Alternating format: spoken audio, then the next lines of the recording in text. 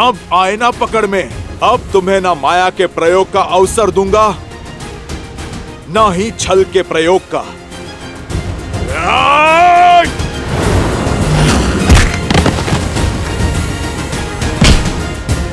ये मेरी माता पर कलंक लगाने के लिए, ये मेरे प्रभु श्री राम को कष्ट देने के लिए।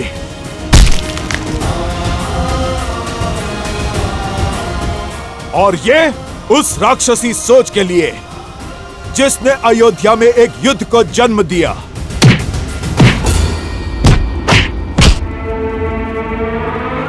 मूर्ख वानर, मैं सहस्त्रमुख रावण हूँ। सहस्त्रमुख रावण, मुझे मारना असंभव है, असंभव।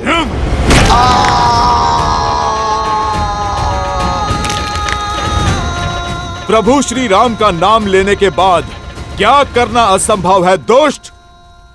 कदाचित तुम्हें ज्ञात नहीं, ये राम भक्त संहार करता है, महादेव का अंश है। और आज अपने आराध्य प्रभु श्री राम का नाम लेकर तुम्हारा संहार करूंगा मैं। मेरे प्रभु की अयोध्या में लोक अपवाद से लेकर विचारों के अवसाद तक सभी के कारण तुम हो। बहुत घोर दुख दिए हैं तुमने मेरे प्रभु श्री राम को।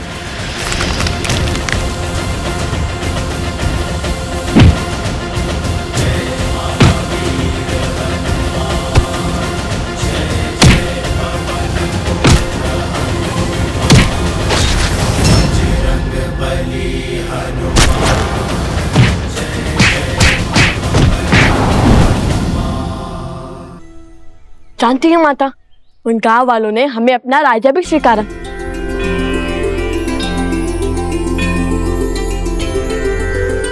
तो फिर आओ मेरे राजकुमारों, भीतर चले। राम सिया राम जय जय राम। राम सिया राम जय जय राम। राम सिया राम जय जय राम। राम सिया राम जय जय राम। आओ।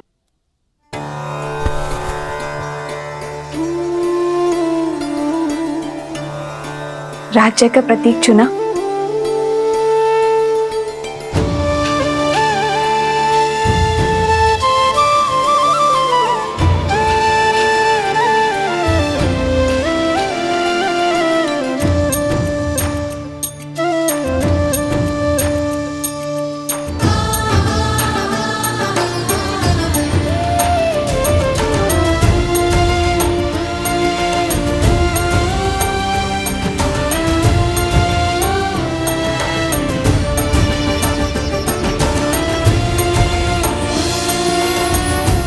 ये हुआ तुम्हारा गांव और ये धरा के चिन्ह, और ये जो घड़ा है ये भूमि देवी का प्रतीक है, और स्वास्तिक सूर्य देव का आशीर्वाद। अब हुआ ना राजा होने का आभार।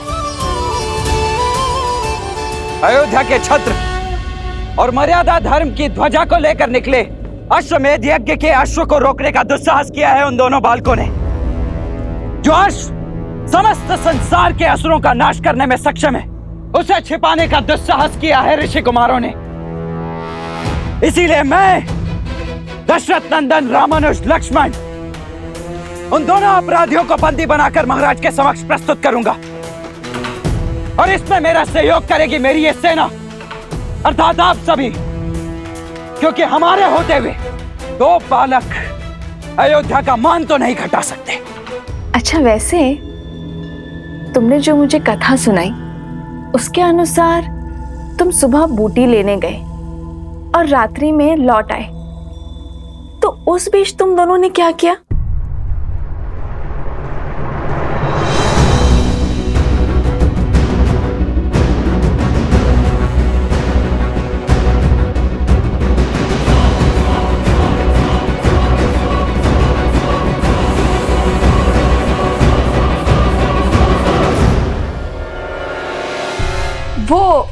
अश्वमेध का अश्व भी आसपास ही था, इसलिए अधिक समय लग गया।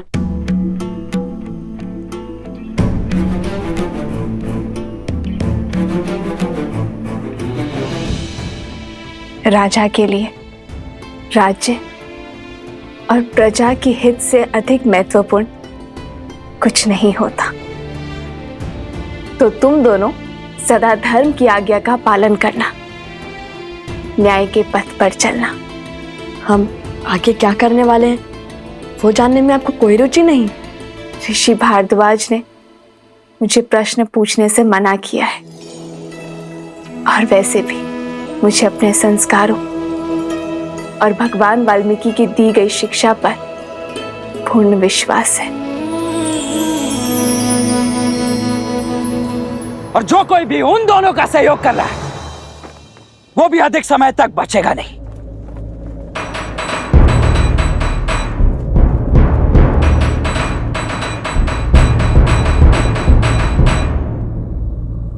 प्रविष्ट, उत्कर्ष, क्या हो गया? उन दोनों ऋषि कुमारों से युद्ध करने में भय लग रहा है। वो कोई साधारण बालक नहीं है रामानुज, दिव्य हैं। देवताओं से अस्त्र की प्राप्ति है उन्हें। साक्षात त्रिदेवों की कृपा है उन पर। अन्यथा लवणासुर को हराने वाले राजनुज शत्रुघ्न क्या दो बालकों से हार जाते? हे राजनुज, उनके पास देवताओं द्वारा दिया गया सम्मोहन अस्त्र है जिसकी कोई काट नहीं।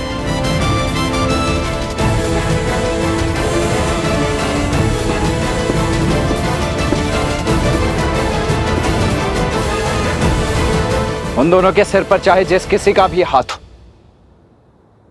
मुझे इससे कोई अंतर नहीं पड़ता है। मैं केवल इतना जानता हूं कि अश्वमेध यज्ञ के अश्व को रोककर उन्होंने एक पाप किया है, और उस पाप के दंड स्वरूप उन्हें महाराज को सौंपना हमारा दायित्व है। और यदि उन दोनों के पास सम्मोहन अस्त्र है तो मेरे पास भी अरुणास्त्र है। जागृति के देवता अरुण प्रत्येक सम्मोहन की काट है। बोलो जय श्री राम! जय श्री राम! जय श्री राम! जय श्री राम! जय श्री राम! जय श्री राम! तो मैं तुम दोनों को अपने प्रश्नों के पाश में नहीं बांधूंगी। अर्थात हमें भूख लगी है तो भोजन के लिए नहीं पूछेंगे आप हमसे?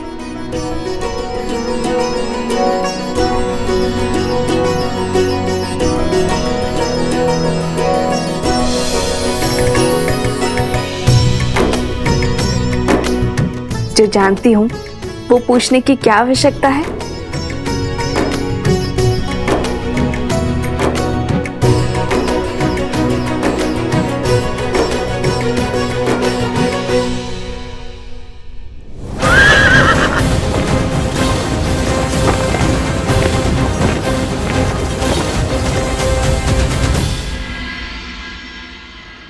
मूर्ख वानर, सहस्त्रमुख रावण को जानता नहीं अभी।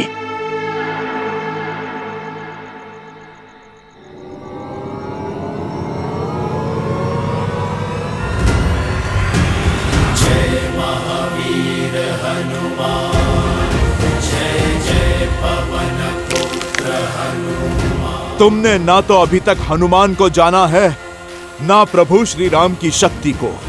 असंभव!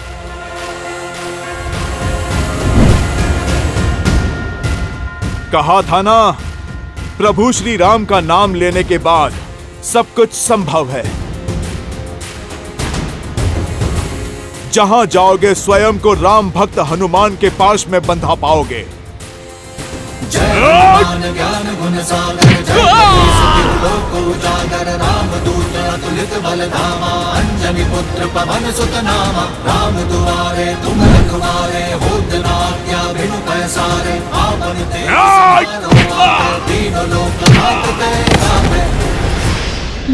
सज्ज हो जाओ असुर, तुम्हारे पापों का घड़ा भर चुका है।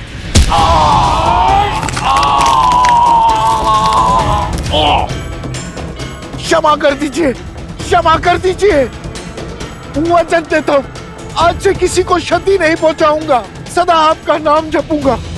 जाने दीजिए मुझे, जाने दीजिए।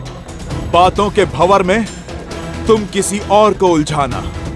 मैं तो आज तुम्हारी छाती फाड़कर तुम्हें तुम्हारे पापों का दंड दूंगा। नहीं नहीं, रुकिए रुकिए, मेरे पास आपके लिए बहुत महत्वपूर्ण सूचना है।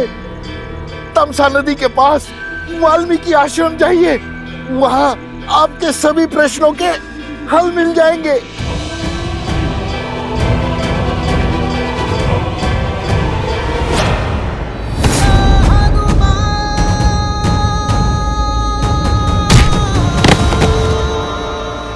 विश्वास कीजिए, सत्य कह रहा हूं मैं। जानता हूं, मृत्यु के भय से तो साक्षात काल भी सत्य कहता है, किंतु तुम्हें इस सत्य का कोई लाभ नहीं मिलेगा, क्योंकि आज इस धरा पर तुम्हारे अधर्म का अंतिम दिन होगा।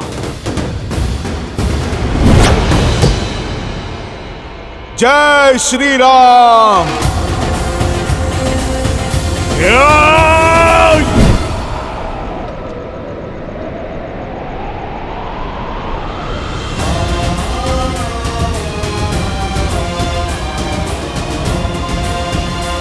माता,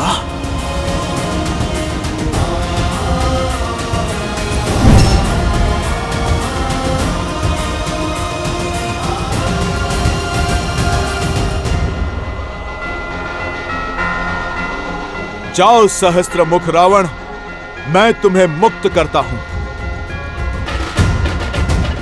क्योंकि मैं वो देख पा रहा हूं जो तुम नहीं देख सकते।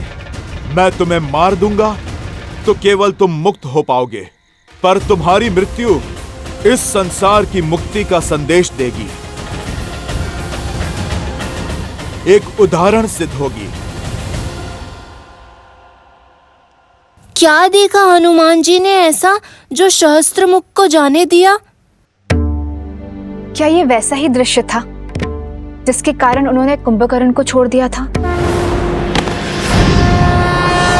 आपने सर्वथा उचित समझा देवी। प्रिय गणेश, हनुमान मेरे अंशावतार हैं। उनकी दिव्यता, उनकी शक्तियां असीमित हैं।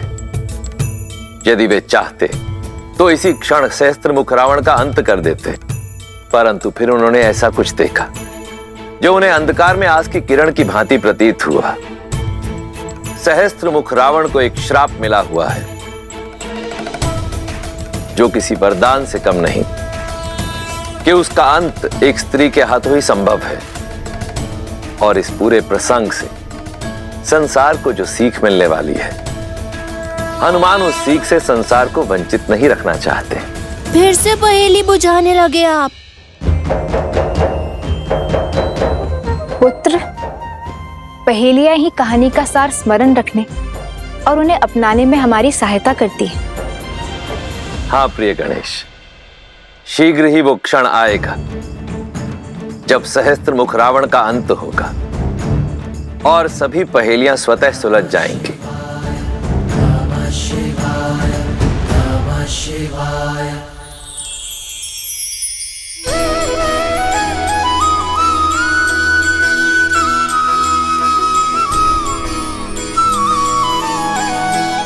माता, अब हमें आशीर्वाद दीजिए कि इस बार हम देवी सीता को खोज कर ही लौटे। हाँ माता, अब तो हर साधन है हमारे पास।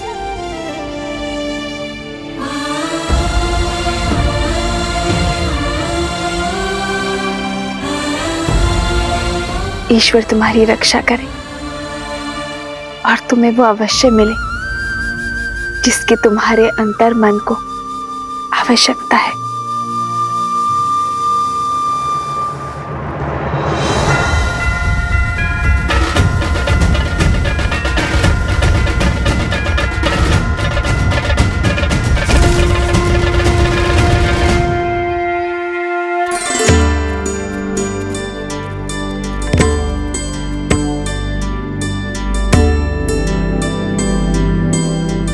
ये तो लवकुश लग रहे हैं, कहीं जाने को सज हैं। इनका पीछा करके मैं अश्व तक अवश्य पहुंच जाऊंगा और कदाचित शत्रुघ्न भैया तक भी।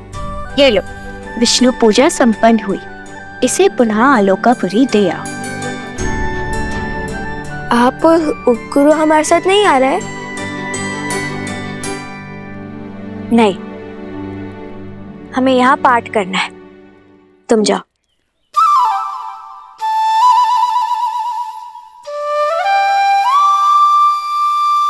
अच्छा। वन देवी, ये लीजिए प्रभु का प्रसाद।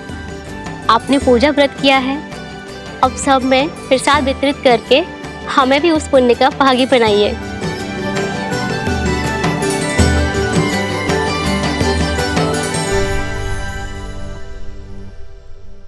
भगवान के प्रसाद से भला ये भक्त कैसे वंचित रह सकता है?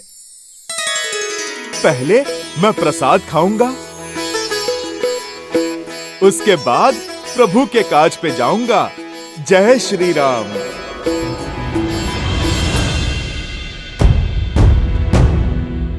मगर मैं ऐसे जाऊंगा तो सब पहचान लेंगे और छुपाए हुए अश्व को न जाने फिर कहां ले जाए।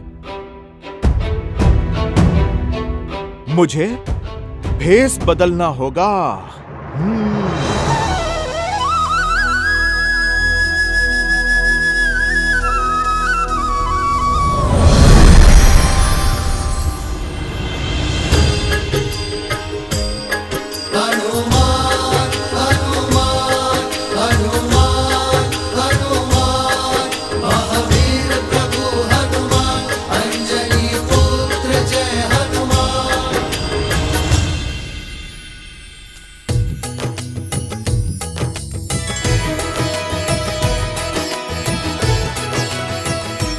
माता प्रसाद।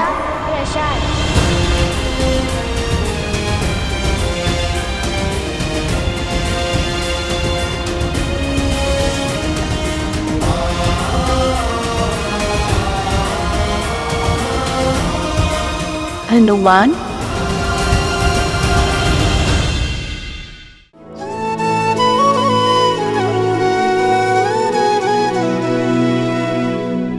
देखी मारुति महु के न प्रणामा,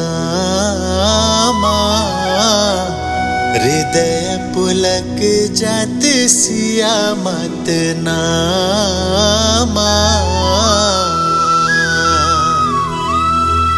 दिव्य तनु तप कृष्ण नित्य धूनी, जपति हृदय रघुपति गुण श्रेणी। निज पद मन राम पद लीना, पवन सूत देखी जानकी दीना। माता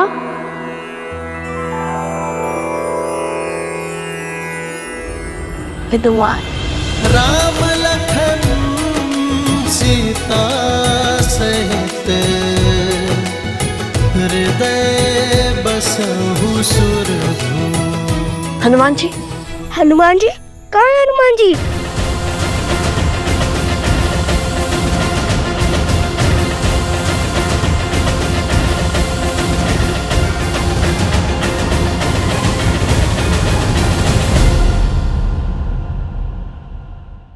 हनुमान, हनुमान, हनुमान जी, हनुमान जी, कहाँ है हनुमान जी?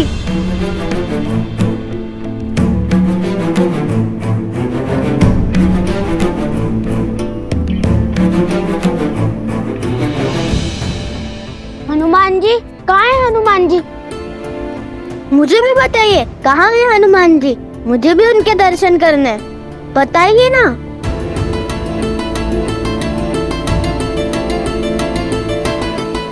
आवाज तो हनुमान की उपस्थिति का ही था। हृदय बसहु सुरभूप। कदाचित केवल आशंका थी। आशंका? वो तो होती ही रहती है, कभी श्री राम की तो कभी उनके भक्त की। माता प्रसाद दीजिए ना।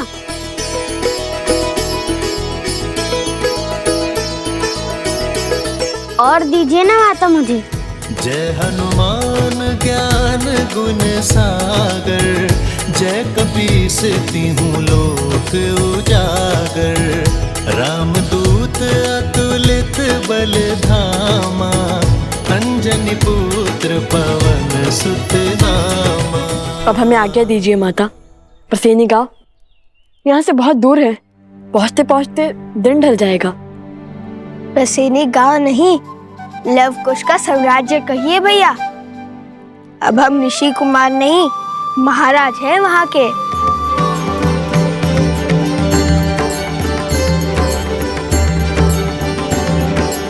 आप दोनों की यात्रा शुभ रहे। तुम हमारी नहीं, अपनी यात्रा की बात करो। कैसे आना हुआ? पहले तो नहीं देखा तुम्हें यहाँ। कुश,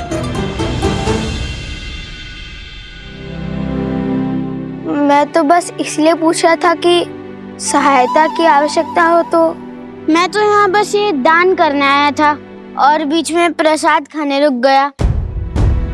बताइए ना, भगवान वाल्मीकि जी का मंदिर कहाँ है? कुश की बातों पर ध्यान मत दो। प्रभु का प्रसाद खाओ और चलो, मैं तुम्हें भीतर लेकर चलती हूँ। हम भी चले कुश?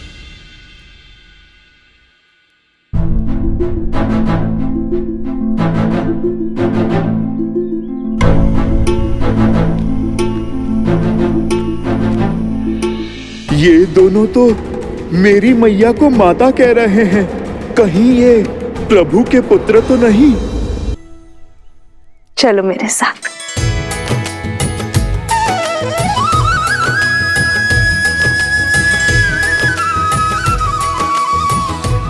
राम लखन सीता सहित, हृदय बसहु सुरभूमि।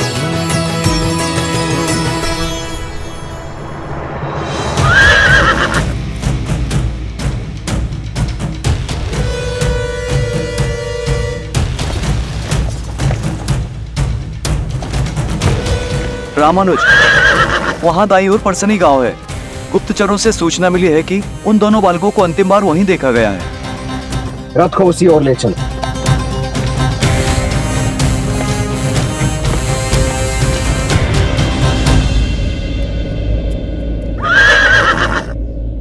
अरे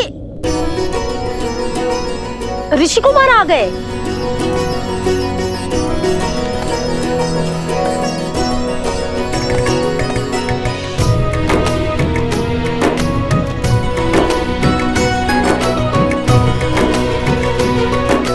सोम,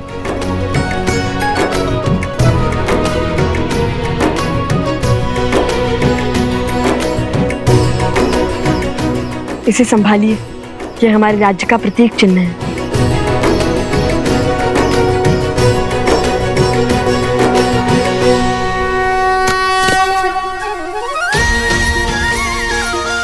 महाराज नौकुस्की, महाराज नौकुस्की, महाराज नौकुस्की, महाराज नौकुस्की। आपका स्वागत है महाराज, भीतर पधारिए।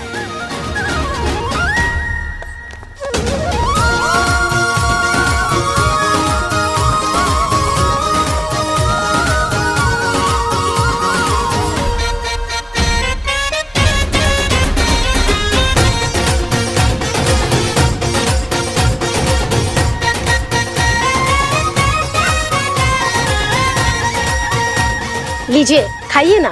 धन्यवाद, किंतु हम यहाँ पर एक उद्देश्य पूर्ति के लिए आए हैं।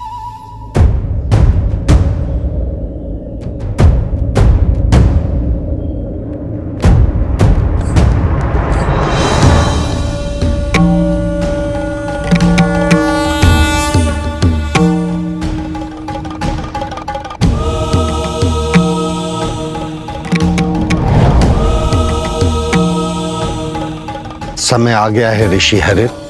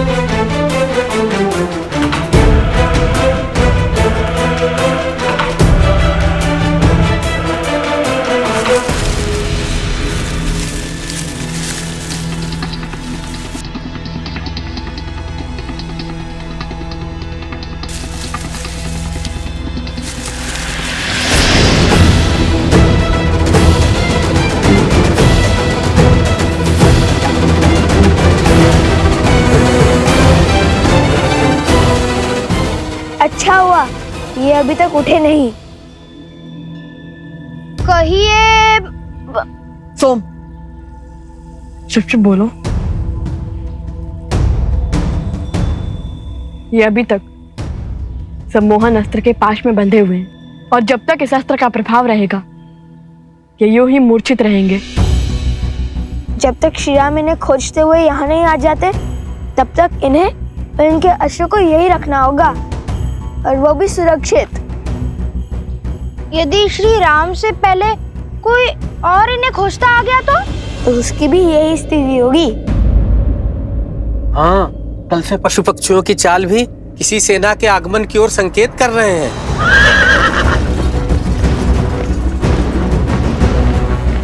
बड़ा शुभ समाचार दिया है। सच हो कुछ? 100% भैया।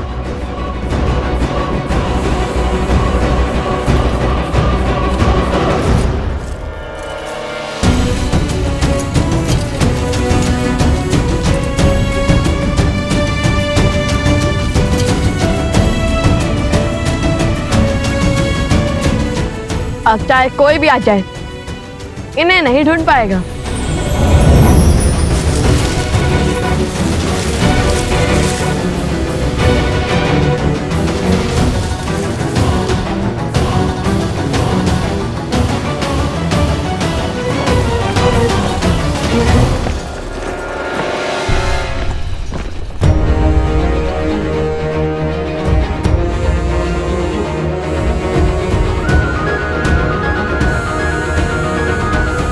शीघ्र मिलेंगे मित्र। चलो कुश, उन्हें गांव से दूर जाकर युद्ध की चुनौती देते हैं।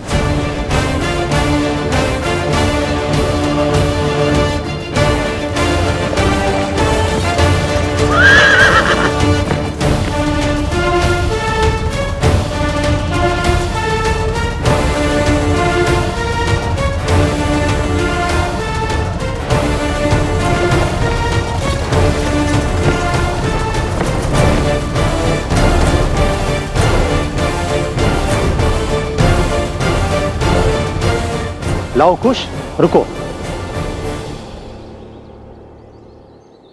ऋषिवर हरित, प्रणाम। आयुष्मान भव। बिल्कुल उचित समय पे पधारे हैं आप।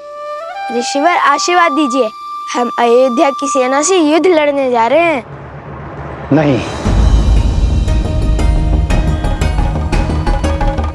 ये महापाप तुम नहीं करोगे। क्यों?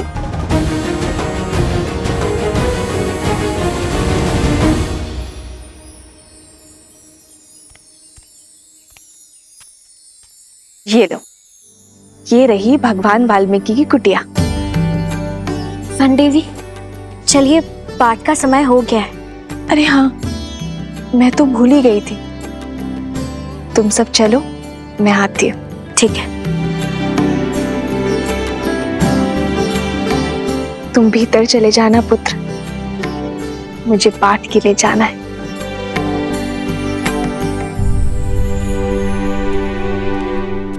छल से इस पावन धरा पर पग तो धर लिया, किंतु छल से त्रिकालदर्शी भगवान वाल्मीकि जी के समक्ष उनके मंदिर में कैसे जाऊं? भीतर जाने से पहले तन और मन को पावन करना होगा।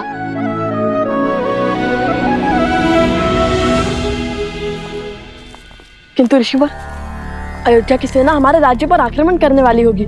शौर्य दिखाने की घड़ी में क्या पीठ दिखाकर भागना उचित होगा? न शौर्य दिखाने की आतुरता रखो, न पीठ दिखाने की दुर्बलता, क्योंकि हम जिसके पास जा रहे हैं वो बिना शस्त्र उठाए तुम्हारी हर शंका, हर चिंता का निवारण कर देंगे।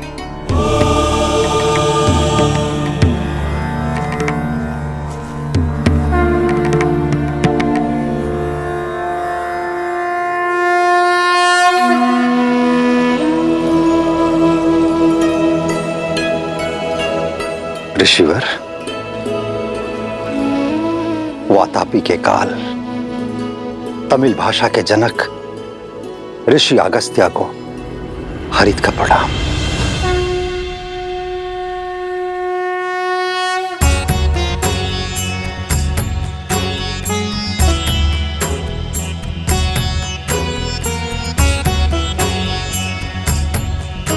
ऋषि अगस्त्य? ऋषि अगस्त्य?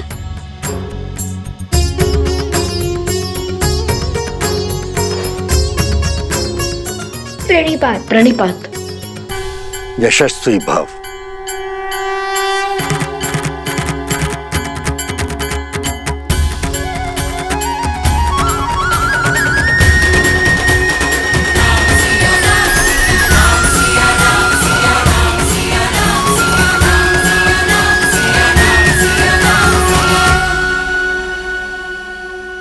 ये दोनों शूरवीर महायोद्धा हैं, देवताओं से अस्त्र प्राप्त किया हुआ है, अनेकों असुरों के संहारक हैं, और तो और एक गांव की सहायता की है, अति दुर्लभ बूटी खोज निकाली है। जिनका आज इतना तेजस्वी है उनके कल की चमक देख सकता हूं मैं, किंतु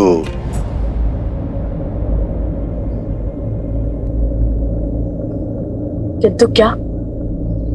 तुम दोनों अजय नहीं हो।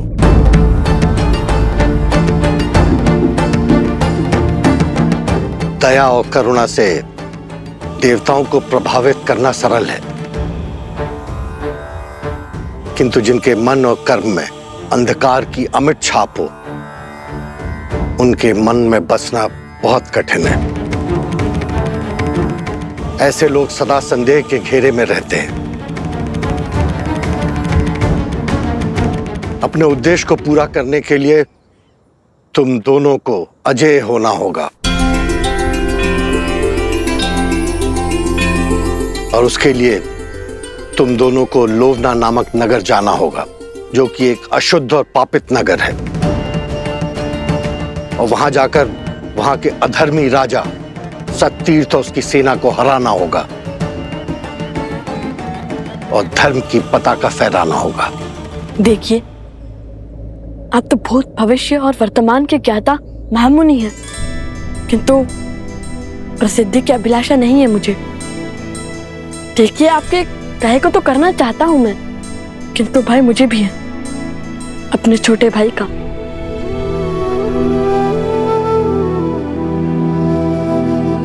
पिछली बार जब हम उन गांव वालों की सहायता के लिए निकले तो कुछ के प्राण जाते जाते बचे। अब उसके प्राणों को संकट में नहीं डाल सकता मैं। और आप तो त्रिकालदर्शी हैं, जानते हैं कि कितना बड़ा उद्देश्य हमारी प्रतीक्षा कर रहा है। क्षमा करिए, किंतु आपकी इच्छा मैं पूर्ण नहीं कर पाऊंगा।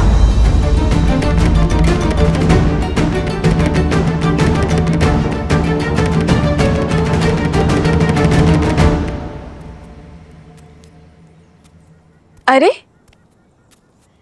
लौट क्यों आए? भगवान वाल्मीकि के दर्शन नहीं हुए? क्यों?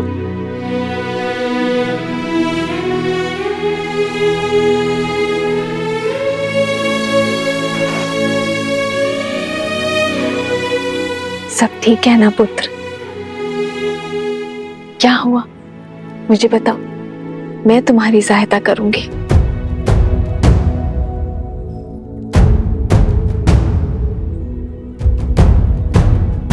कैसे बताऊं माता कि आपको देखकर भावों के भंवर में बह गया हूं। शब्द ही नहीं मिल रहे।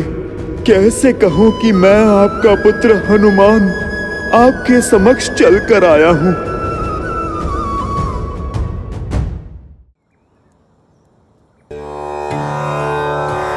समझ गई, तुम्हें भूख लगी है ना? एक क्षण यहीं रुको, मैं अभी आती हूँ।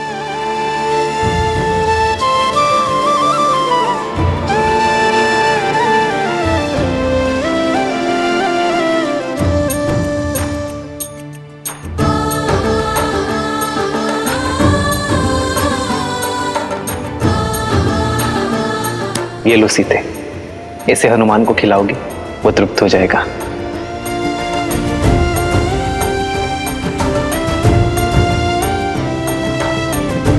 भोजन तो पाठ पूरा होने के बाद ही बनेगा, तब तक इसे ग्रहण करो।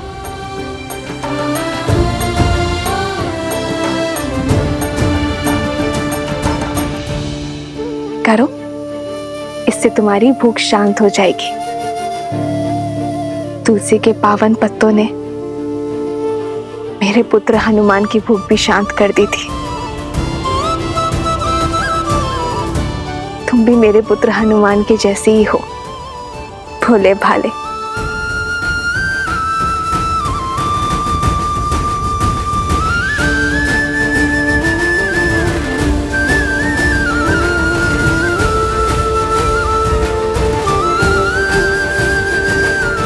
माता को अब भी मेरा स्मरण है। मैं धन्य हुआ।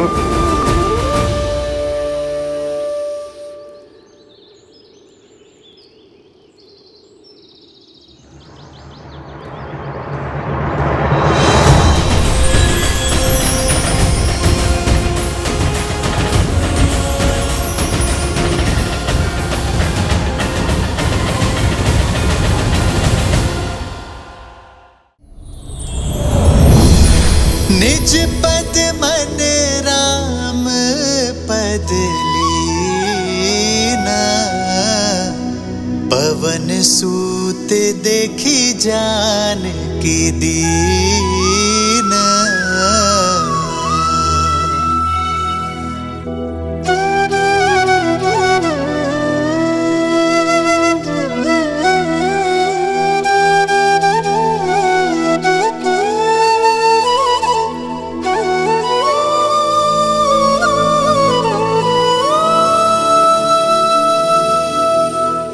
माता, अब मुझसे रहा नहीं जाएगा। पुत्र हनुमान,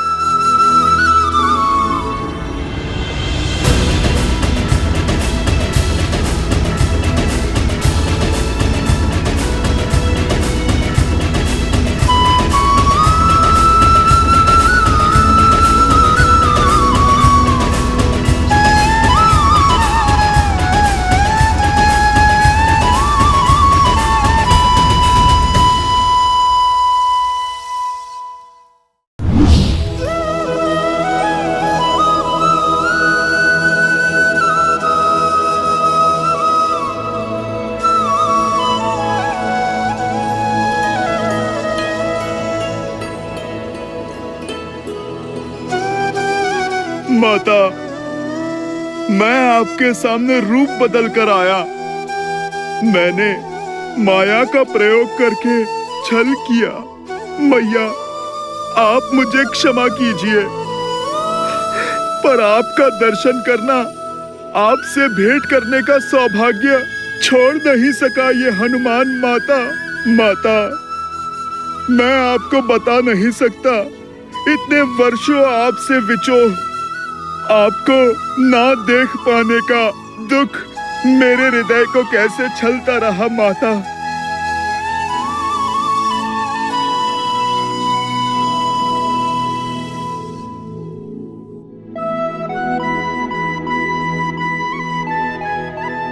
बस पुत्र, संभालो स्वयं को।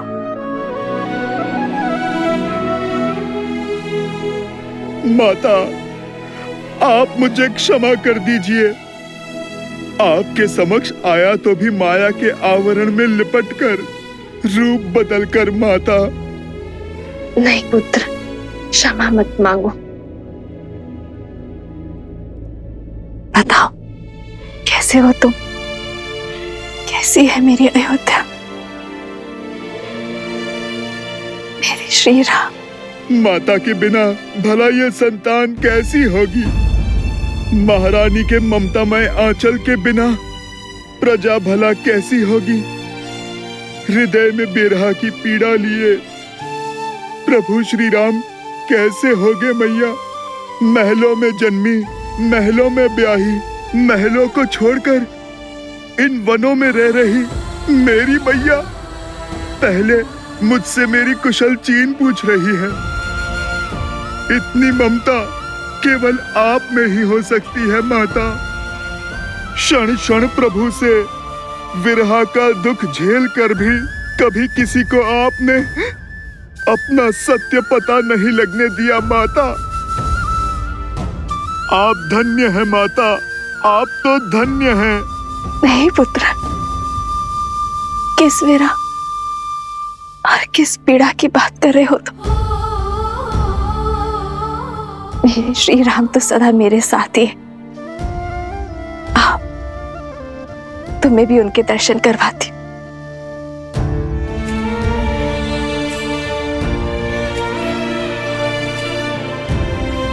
ये रही तुम्हारे प्रभु।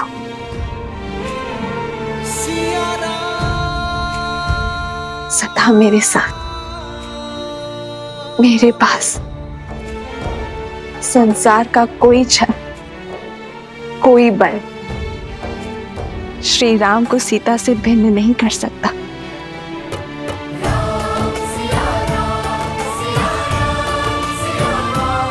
जय सिया राम।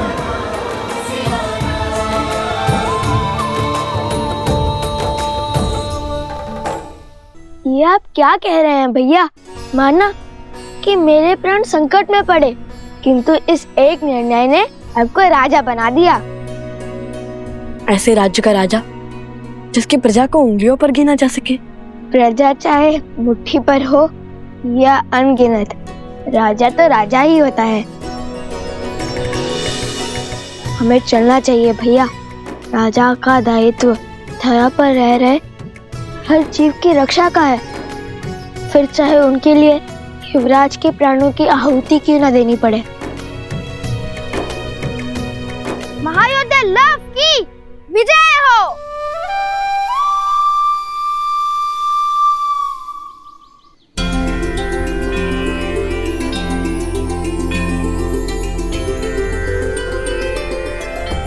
मैं वचन देता हूँ ऋषिवर, मेरे भ्राता लव उस धारा के हर अधर्मी का संहार करेंगे। प्रण पूर्ति का आशीर्वाद दीजिए। लोभना मृतकों का नगर है, वहां कोई भी जीवित नहीं मिलेगा तुम्हें।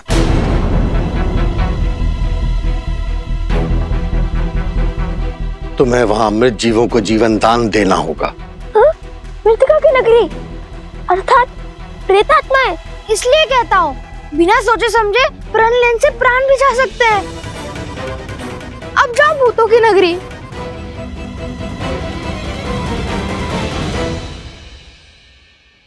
माता कहती है कि ऋषि मुनियों के हर आदेश में कोई ना कोई कारण अवश्य होता है,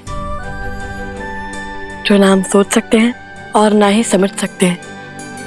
जैसे ऋषि विश्वामित्र श्री राम को लेकर गए थे ताड़का के वध के लिए, किंतु लौटे श्री राम और माता सीता को एक करके, वैसे ही यदि आपने हमारे लिए ये पद चुना है तो उसके पीछे अवश्य ही कोई उद्देश्य होगा। हमें सफलता का आशीर्वाद दीजिए ऋषिवर। विजयी भव। आयुष्मान बाबा।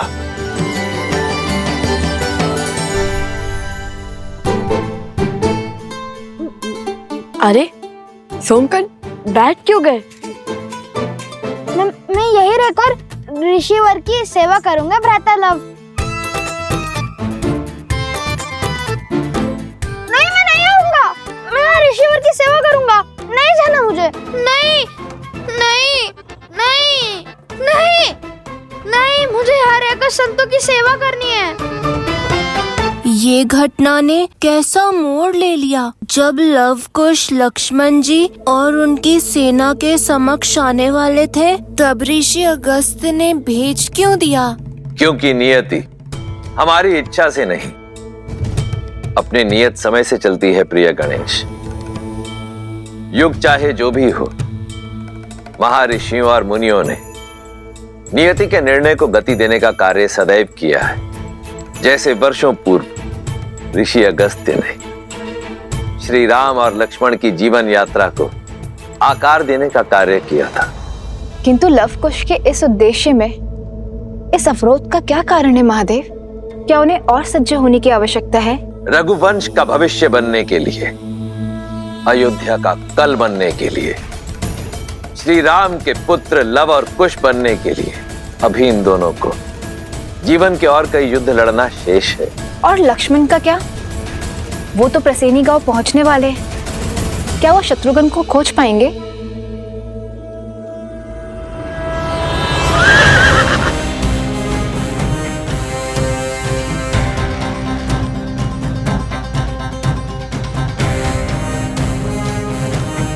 सैनिकों, इस गांव की सीमा को घेर लो।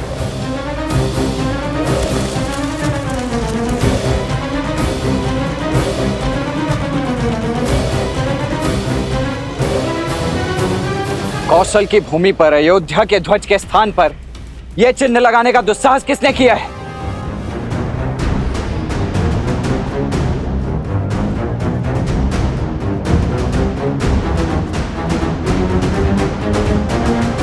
ये मेरी चेतावनी है आप सभी को।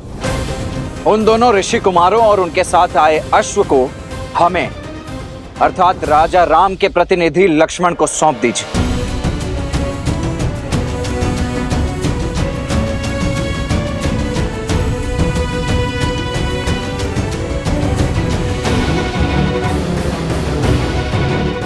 समझ गया। विरोध की आंधी विवेक को उड़ा ले गई। आप सभी पीछे हट जाइए, अन्यथा विवश होकर मुझे आप सभी को बंदी बनाना होगा। हमारे मन में राजा राम के लिए श्रद्धा भी है और सम्मान भी, किंतु हम लव को अपना राजा और उनके भ्राता कुश को अपना युवराज मान चुके हैं। इसलिए अब आपको हमारे गांव के भीतर आने के लिए उनकी आज्ञा लेनी ही होगी। ये कौशल राज्य है और यहाँ के केवल एक ही राजा है, कौशल नरेश, अयोध्यापति श्री राम। किंतु ये समय आप सभी की आंखों पर बंधी भ्रम की पट्टी खोलने का नहीं है। पग पीछे हटाइए। हम यहाँ उस अश्व और शत्रुघ्न को लेकर यहाँ से चले जाएंगे। आप में से किसी को कोई क्षति नहीं पहुंचेगी। पग पीछे हटाइए और भीतर आने दीजिए हमें। क्षमा करें, महाराज की अनुमति के बिना आप भीतर नहीं जा सकते। अन्यथा क्या? लड़ोगे हमसे? ये पीछे जो खड़ी है ये अयोध्या की वीर सेना है। जीत पाओगे इससे? नहीं, और इसलिए हमारे महाराज की आज्ञा के बिना भीतर आने के लिए हम सब के शवों पर पग रखकर बढ़ना होगा और हम सबको मारना होगा। मारना होगा, मारना होगा।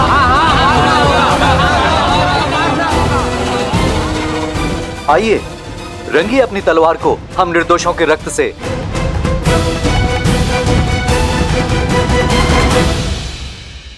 स्वर्ण माला को बार बार खोलने बांधने में, कर्म से गांठ मारने में भी निपुण हो गया हूँ। अब तुम इसे नहीं खोल सकते। ऐसा मत करो, लौटने दो मुझे। चलते रहो, हम उचित मार्ग पर है। राजा सत्यतीर्थ का नगर समीप ही है। राजा लव, विनती है, खोल दीजिए मुझे, लौटने दीजिए अगस्त्य मुनि के पास। कदापि नहीं, तुम हमारे साथ रहोगे। तुम्हें अकेला छोड़ना अर्थात संकट को आमंत्रण देना। पता नहीं कब कहाँ कोई तुम्हें उठाकर ले जाए। एक बार वो रविकेतु आ गया और एक बार स्वयं ही उस असुर की माया से बेसुध हो गए। संकट का निमंत्रण मैं नहीं, तुम तुम हो तुम।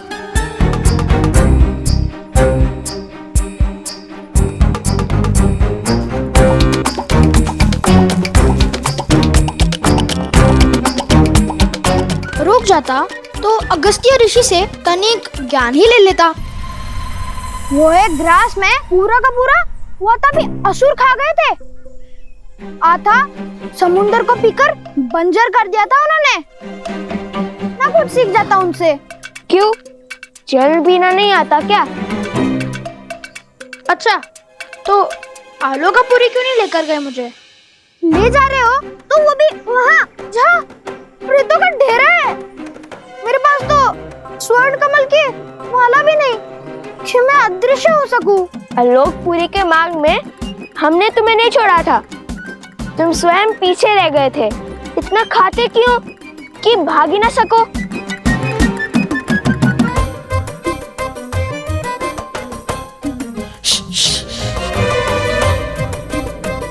शांत रहो, वो देखो।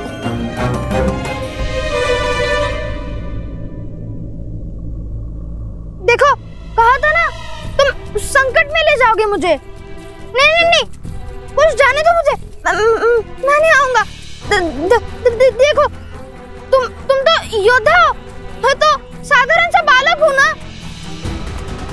देखो देखो, छोड़ दो मुझे, भाग सकता हूँ, लड़ नहीं सकता। चलो चलो। नहीं, कुछ नहीं होगा, कुछ नहीं होगा तुम्हें।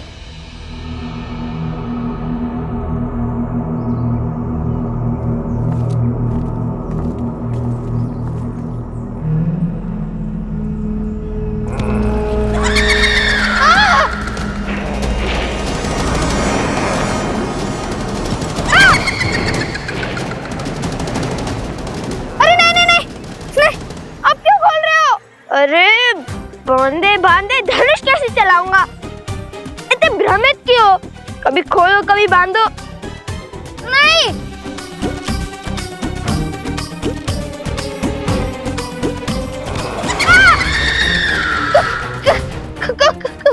जो भयभीत होते हैं उन्हें प्रेत सबसे पहले प्रहार करते हैं।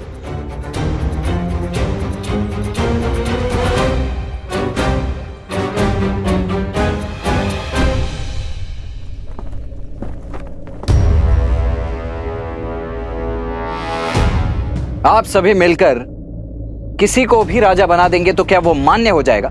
मानना पड़ेगा, क्योंकि जिन्होंने हमारे प्राण बचाए उन पर प्राण निछावर करने का धर्म है हमारा।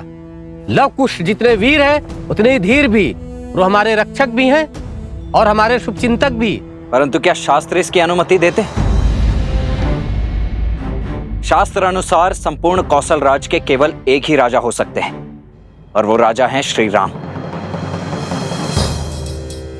शास्त्रों की अनुमति से ही ये निर्णय लिया है हमने।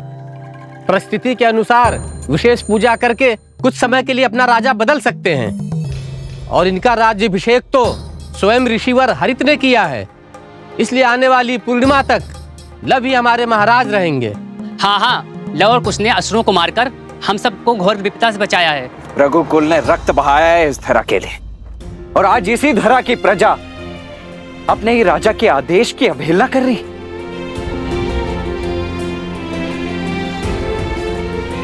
क्या लवकुश के कुल का भी भान है आप सभी को?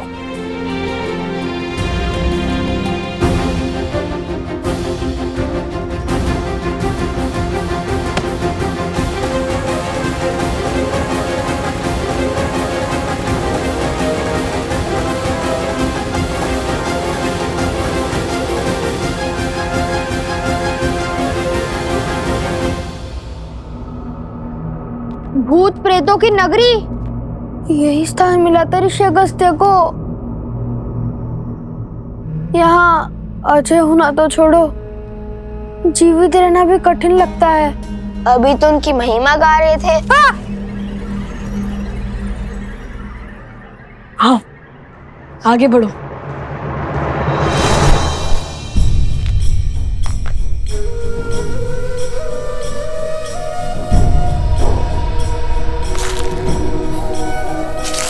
भैया सावधान।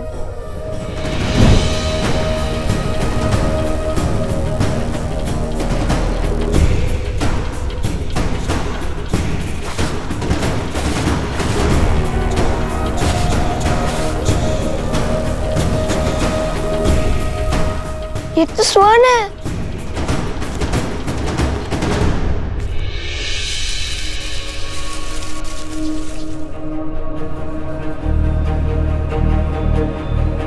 और ये भी। भैया, ये स्थान स्वर्ण से बना है। कहीं हम लंका तो नहीं पहुंच गए? अच्छा, तो अभी तक कितने सागर पार किए हैं तुमने? पहले इस जाल से अपनी धोती को तो संभालो, फिर हंसना। समझ गए ये लंका नहीं है। अब चले आगे।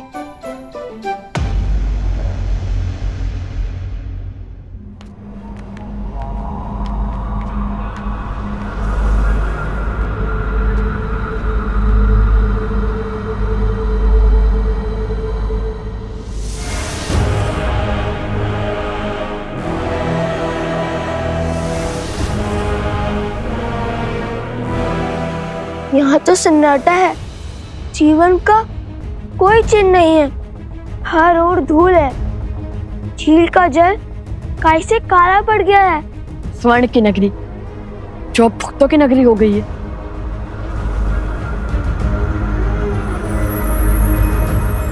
यह अवश्य ही सतीर्थ का महल होगा।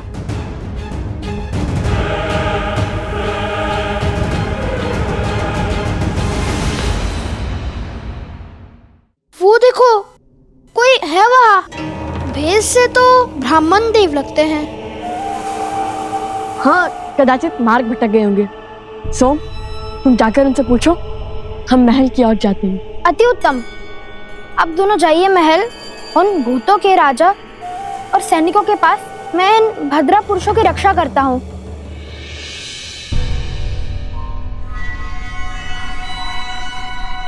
मैं तो बच गया। सुनिए ब्रह्मदेव। प्रेत!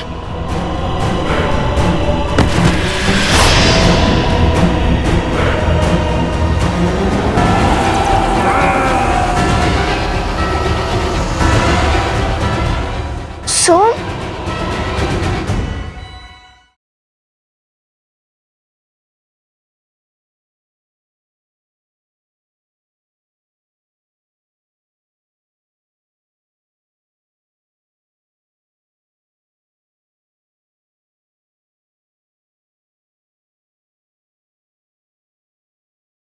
प्रेतात्माएं जिनका श्राद्ध पूर्ण नहीं हुआ। कैसे पता भैया? उनकी शिखाओं को देखो।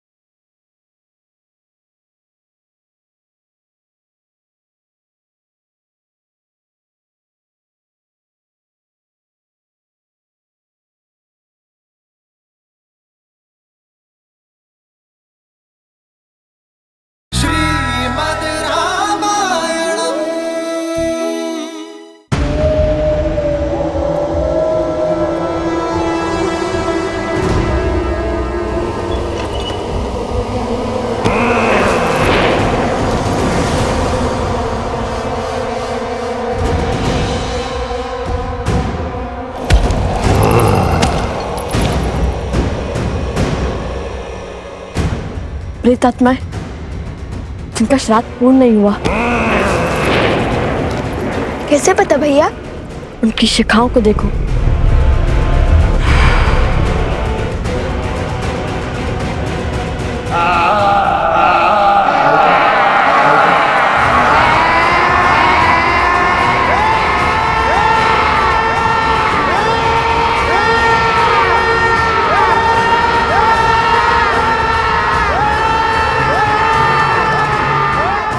अपने कान में कुछ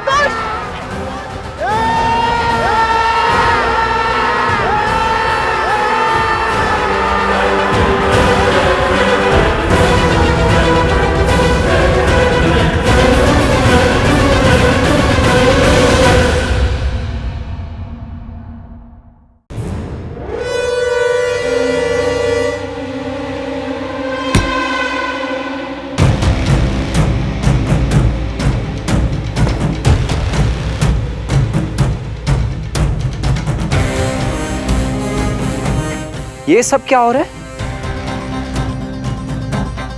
विद्रोह की तैयारी?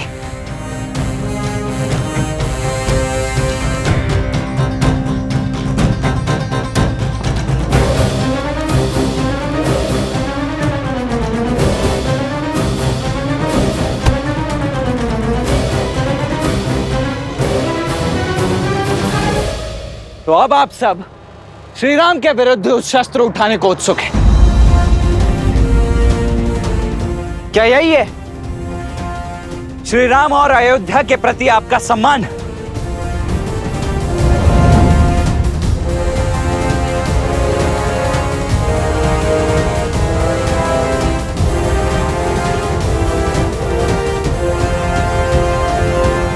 हम विद्रोह नहीं कर रहे हैं, हम राजभक्ति निभा रहे हैं। देखिए कुमार, हम आज भी आपका सम्मान करते हैं, रघुकुल का मान रखते हैं।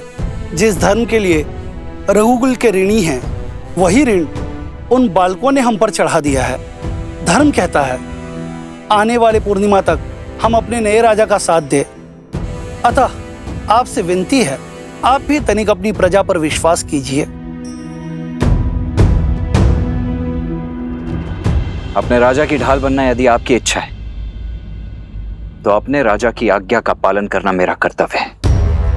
उन दोनों ऋषि कुमारों ने हमारे अश्व और मेरे छोटे भाई शत्रुघ्न का अपहरण किया है। अब या तो आप हमें वो अश्व और शत्रुघ्न लौटा दीजिए, अन्यथा युद्ध के लिए सज्ज हो जाइए।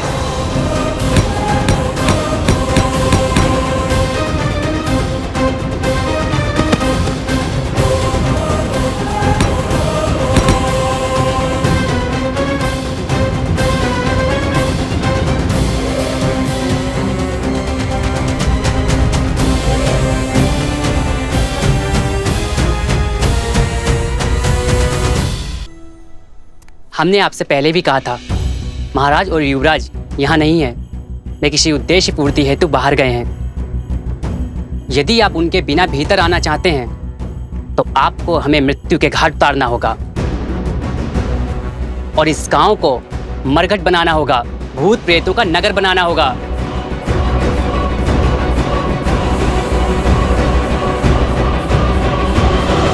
माता, जब आपकी माता ने आपकी प्रतिमा को यज्ञ में विराजमान देखा तो वो भाव विभोर हो उठी। माता, वो आंखों में आंसू लिए कहने लगी कि प्रभु श्री राम को पहचानने में भूल हुई उनसे। प्रभु श्री राम को जिसने नहीं जाना उसने कुछ नहीं जाना। माता, ये बात तो उचित कही उन्होंने। माता, शीघ्र ही अयोध्या आपको पुनः पाने का सौभाग्य पाएगी। माता,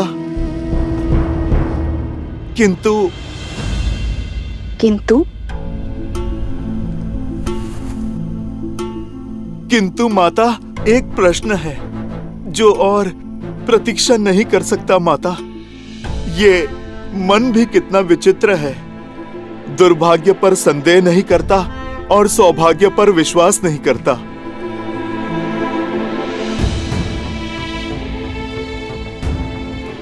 पुत्र का अधिकार है कि मन में उठ रहे हर संशय अपनी माता के सामने रखें। बताओ पुत्र, क्या शंका है तुम्हें? माता, मेरा मन सत्य जान चुका है, किंतु ये सब कुछ आपके मुख से सुनना चाहता है। माता, क्या कुमार लव और कुश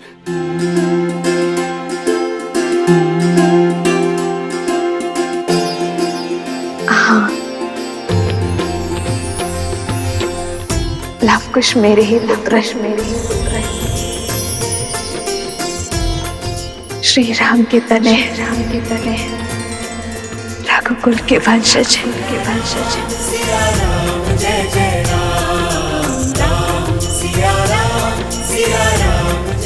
माता, मैं जानता था, मेरा मन झूठ नहीं कह सकता। माता, वो दोनों मेरी माता के पुत्र हैं, मेरे छोटे भाई हैं, मेरे छोटे भाई हैं। माता, मेरे छोटे भाई हैं। लवकुश मेरे छोटे भाई हैं। माता, हनुमान इतनी आयु में भी बचपना। अब माता के सामने तो ये पुत्र बच्चा ही रहेगा ना माता। और फिर माता, बात भी तो ऐसी ही है। मैंने तो लव कुश को देखते ही उनमें आपकी और प्रभु की छवि पाली थी माता। उनकी कला, उनका तेज, उनका शौर्य बिल्कुल प्रभु की भांति है। मेरे प्रभु और मेरी माता की आत्मा का विलक्षण संगम है दोनों।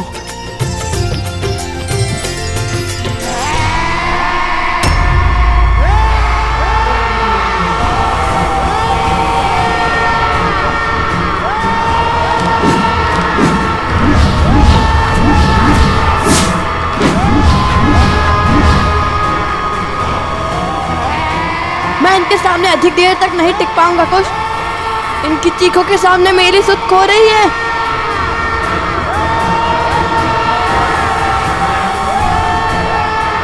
कुश, ये तो रुक ही नहीं रहे।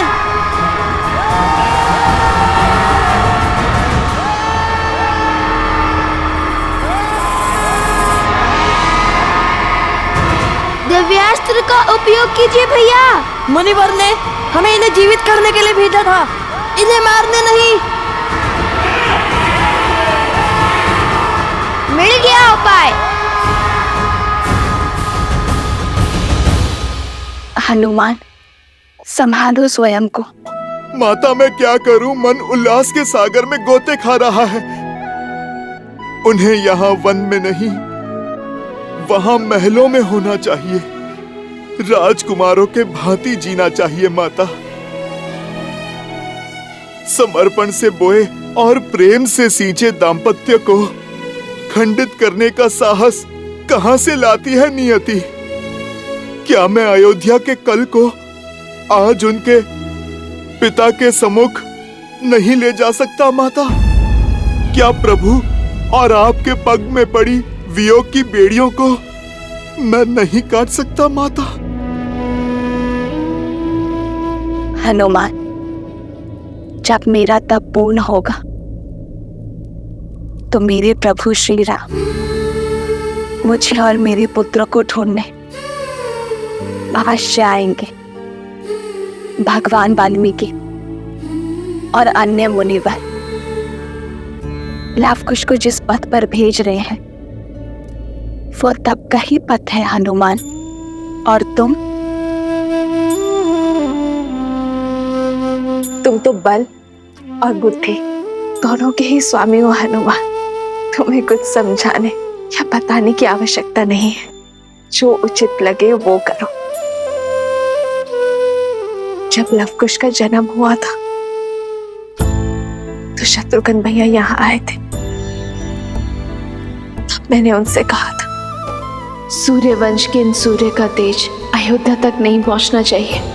आप किसी से कुछ नहीं कहेंगे भैया, किंतु तुम्हें कोई आज्ञा, कोई आदेश नहीं दूंगी, क्योंकि मेरे पुत्र हनुमान का निर्णय अनुचित हो ही नहीं सकता। माता, आपने मुझे डाल दिया ना धर्म संकट में। मेरा मन कहता है कि अभी प्रभु को सब सत्य बता दूं, किंतु धर्म तपस्या भंग करने का मैं अपराध नहीं करना चाहता माता।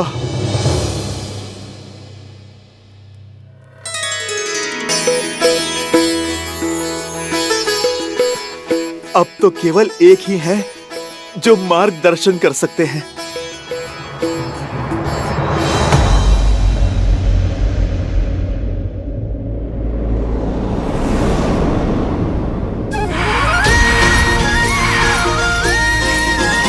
किंतु तुम्हें कैसे ज्ञात हुआ कि उनकी शिखा बांधने से वे शांत हो जाएंगे? इतना भी अज्ञानी नहीं हूँ मैं भैया। भूल गए भैया बालपन में जब बालपन? अरे अर्थात जब और भी छोटा था, तब यज्ञोपवीत संस्कार के समय मैंने उपहास में सूंघकर उनकी शिखा खोल दी थी। तब माता ने बताया था, शिखा ऊर्जा को शीश चक्र को चारों ओर केंद्रित करती है, व्यक्ति को उच्च चेतना और दिव्य ऊर्जा से जोड़ती है। इसे खोलकर रखने से ऊर्जा अधिक स्वतंत्र रूप से प्रवाहित हो सकती है और बांधने से रुक सकती है, जिससे व्यक्ति का मन और मस्तिष्क भी स्थिर हो जाता है। अति उत्तम। चलो, कुछ तो पाठ स्मरण है तुम्हें।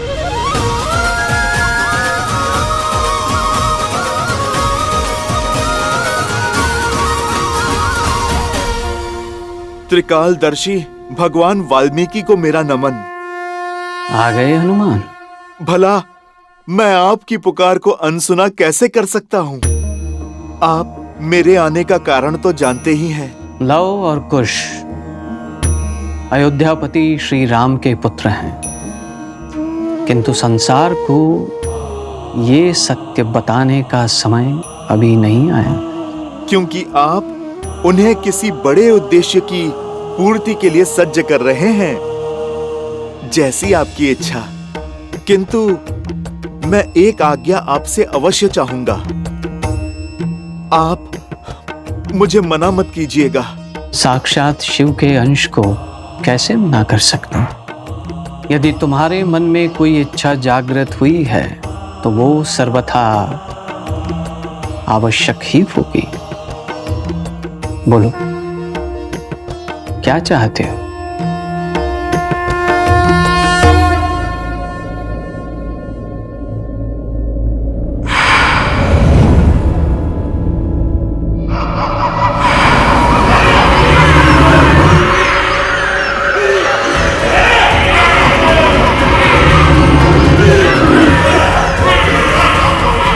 भैया, इन सब की शिखा बांधना तो संभव नहीं है। अब क्या करे कुश?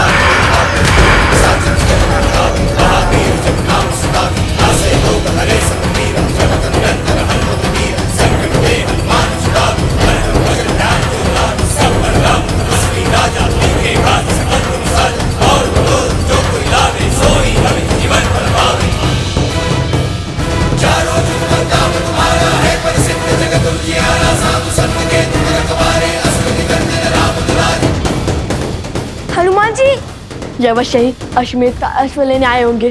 भागो कुश। अरे ऋषि कुमारो, रुकिए।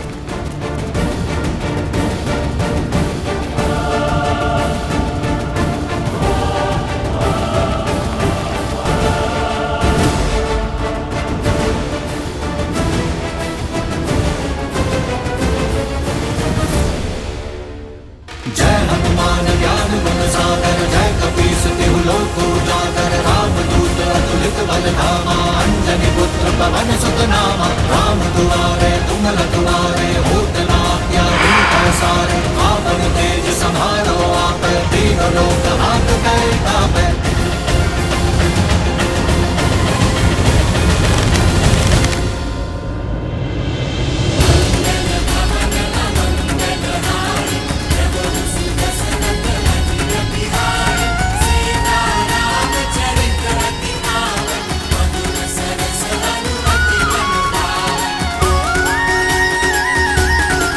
लव कुश मेरे ही पुत्र हैं, श्री राम के तने हैं,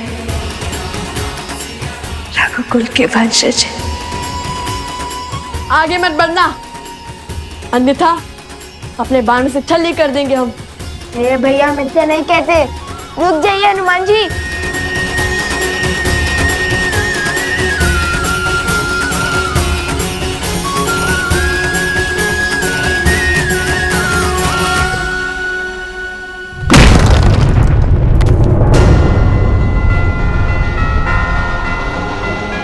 भैया, अवश्य ही इनकी कोई योजना होगी अश्वमेध जाने की।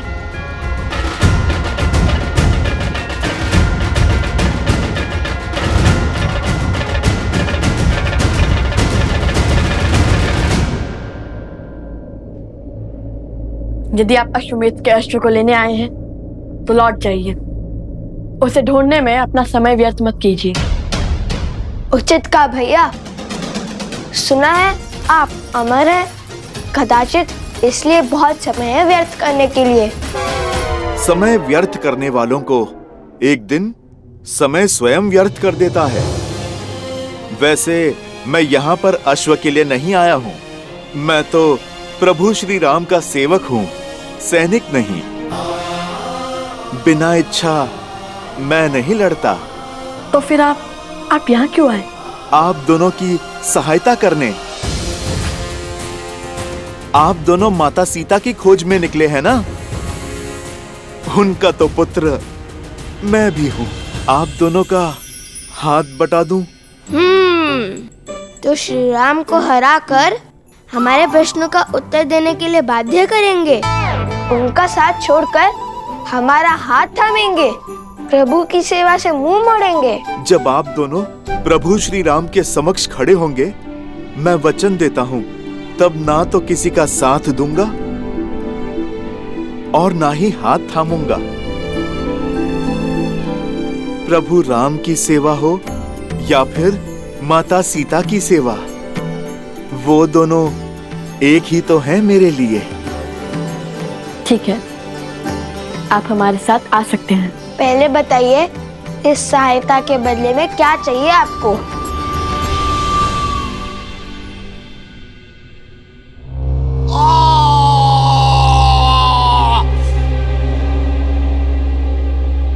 पिछले 15 वर्षों से राम उसके राज्य को जितना नीचे धकेलने का प्रयास कर रहे हैं, वो उतना ही ऊंचा उठता जा रहा है।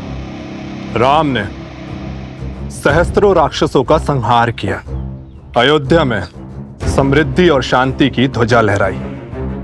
वहां ना कोई अब भिक्षा मांगता है, ना कोई चोरी करता है।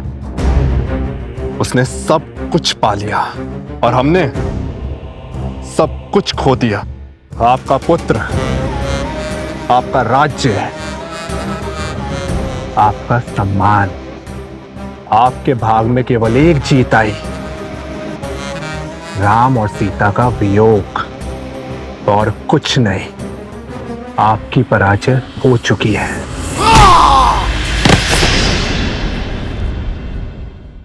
माना कि मेरे प्रयास विफल हुए, किंतु जब तक अयोध्या में एक भी जीव के मन में अधर्म का वास है, धर्म कभी पूरी बातें नहीं जीत सकता।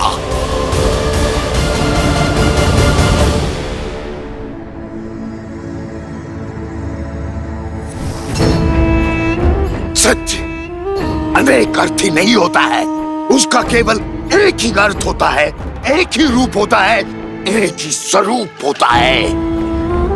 जबकि मिथ्या शास्त्रों मुखोटे लेके घूमता है। दूध में दही की एक बूंद की बाती होता है। पहले पहले तो कुछ नहीं बदलता, किंतु फिर सत्य का स्वरूप भी बदल देता है। अगली चाल क्या होगी महाराज? अश्व। लव कुश ने उसे यही कहीं छुपाया होगा। मार डालो उसे। लक्ष्मण को वो अश्व जीवित नहीं मिलना चाहिए। अश्व मरा तो राम कभी उन बालकों को क्षमा नहीं करेगा, उनका अंत होगा। और तब हम उनका सत्य संसार के सामने लाएंगे। सीता इस विश्वासघात को कभी नहीं सह पाएगी। पति से वियोग का विष तो पी गई, किंतु पुत्रों की मृत्यु का दंश नहीं सह पाएंगे। और सीता की मृत्यु राम के अंत का कारण बनेगी।